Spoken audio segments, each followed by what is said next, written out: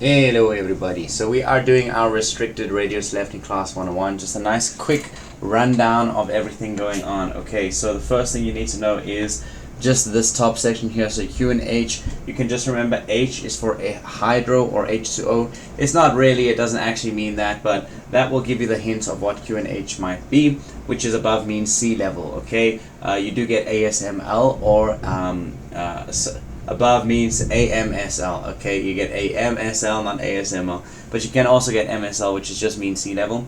But AMSL is how we measure our Q and H code.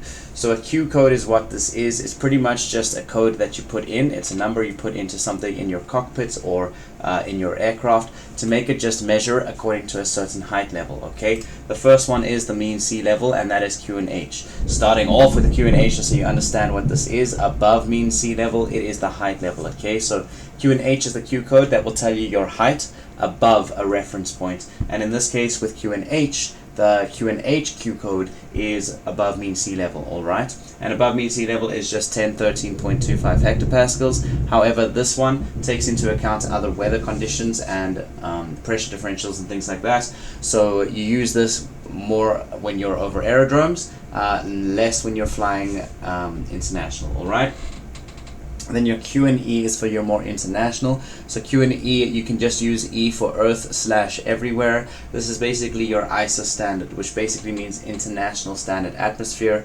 We'll talk about that now. You can see it coming up, ISA conditions, but essentially when you're using international flights, or sometimes when they go into space travel, they will use Q and E as the reference point, which is pretty much a standard floor that they made around the whole world. And then they measured everything about the atmosphere around that floor. Okay, then you've got the QFE, which is your floor, so you can just use F for floor. Okay, it's a nice easy one. QFE is then the Q code that you use for above ground level, AGL, another abbreviation for you. Okay, so above ground level is AGL. So just to sum up, the first thing is that with Q codes, a Q code is the thing that you input into your devices in your cockpits or on your aircraft that will measure your height above a certain reference point. The three reference points we use in drones is Q and H for mean sea level, which you use usually at an aerodrome more specifically.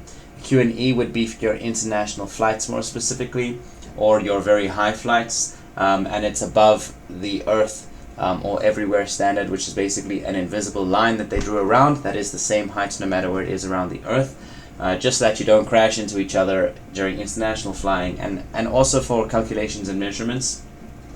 Luckily we don't need to touch on that.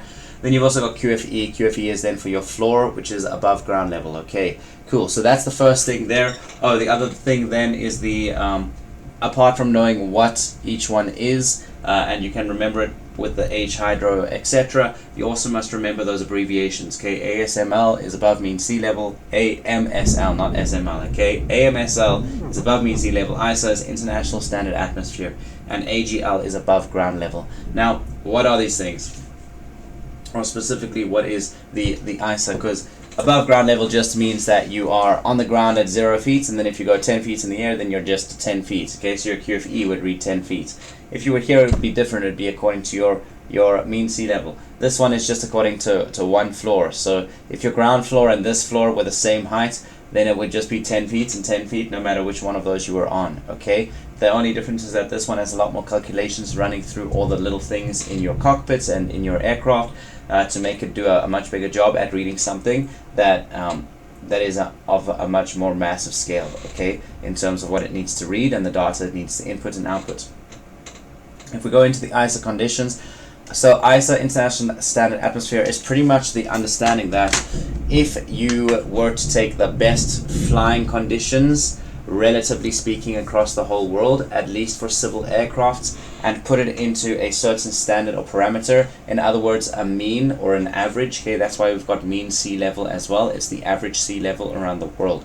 So a mean is just an average, and pretty much this is taking the mean or the average measurement of all those different things and putting it into what you call your best conditions for flying, which if we had an atmosphere which was just always good for flying, it would be these exact conditions here. Okay, the first one is that you have 15 degrees Celsius and that will start at sea level. So at sea level, at the coast, the understanding is that the best time for flying at the coast is when you have 15 degrees Celsius temperature. Okay, it's just the least turbulent, the least dramatic for flying. Okay, there's just rain going on outside, so please forgive those noises. Then you've got number 2 is a temperature lapse rate of 1.98 degrees Celsius for every 1,000 feet that you climb up. What that means is that if you start at the coast at 15 degrees Celsius and you go 1,000 feet up, then you're going to drop 1.98 degrees Celsius, which we just round up to 2 degrees just for calculation purposes. It's just easier. But for exam purposes, the 1.98 degrees Celsius might be important. Please forgive all the hiccups. Okay, so that 1.98 degrees Celsius lapse rate basically says if I'm at 15 degrees Celsius at the coast and then I go 1,000 feet up above the coast, then I should have minus 2 degrees, which means I should be at 13 degrees Celsius. That's a lapse rate. For every time you go up, something goes down. It's pretty much that's a lapse rate. And it is a 1.98 degrees Celsius lapse rate, which is pretty much a 2 degrees Celsius lapse rate.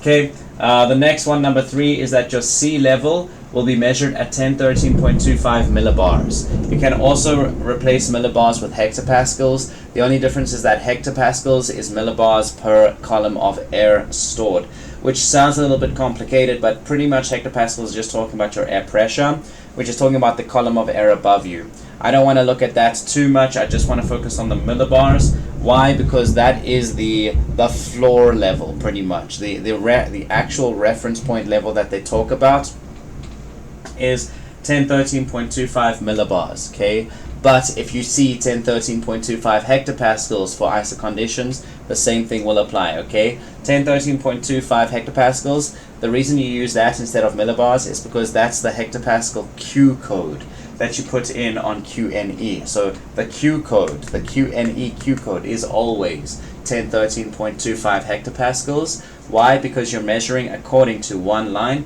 that sits at 1013.25 millibars. Okay, cool. Then you go number 4, which is 1225 grams per meter cubed of air density. What that pretty much means is if you have a meter cubed, so if you just had a box of air, okay, if you just had a box and it was just a meter wide, a meter high, and a meter long, and you just filled it with air, that would be the amount of space we're looking at. That is the air space.